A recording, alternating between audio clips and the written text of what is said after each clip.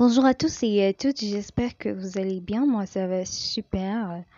Aujourd'hui, on va parler de la motivation. On va parler de la motivation aujourd'hui parce qu'il y a un phénomène que je trouve bizarre que j'ai constaté chez les jeunes aujourd'hui. Avec l'avènement des réseaux sociaux, la jeunesse d'aujourd'hui tend à, à partager le plus souvent leurs sentiments, leurs journées, leurs émotions, parfois même leur vie privée sur les statuts.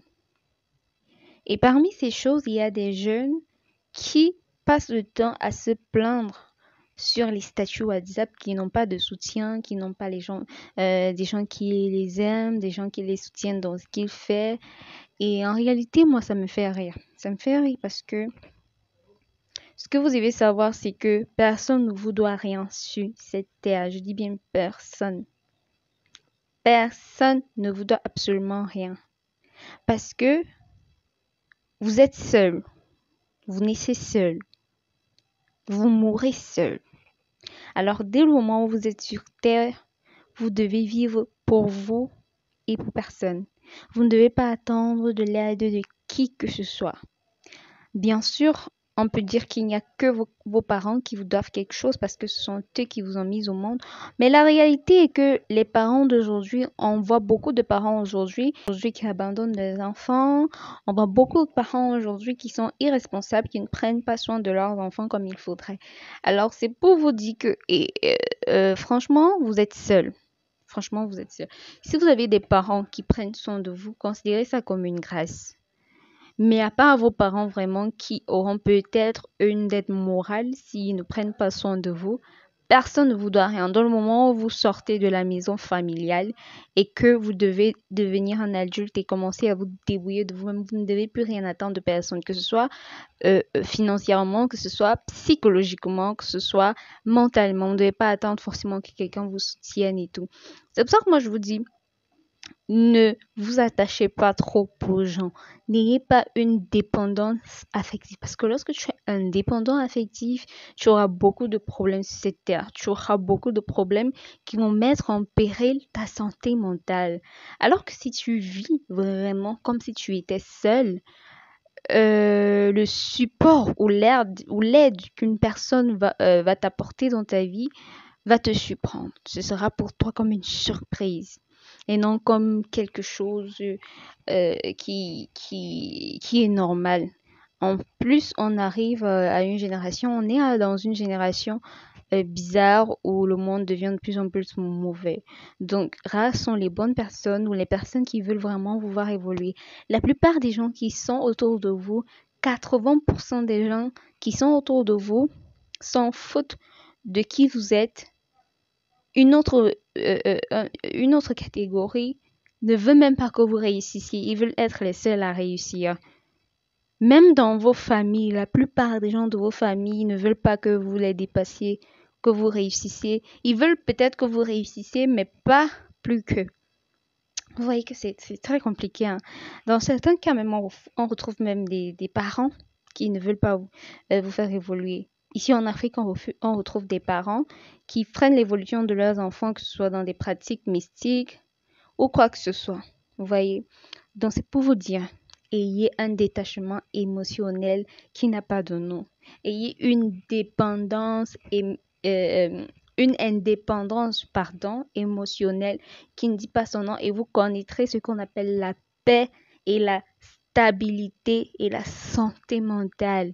Vous aurez une santé mentale au top si vous arrêtez d'attendre quoi que ce soit des autres. Si tu as un projet que tu veux mettre sur pied, n'attends pas que quelqu'un vienne te dire oui, c'est vrai, tu as le potentiel pour, ou alors si quelqu'un te déstabilise en te disant non, je ne pense pas que tu puisses le faire, tu vas aussi arrêter de le faire. Quand tu vas mourir, là, la personne sera là pour toi.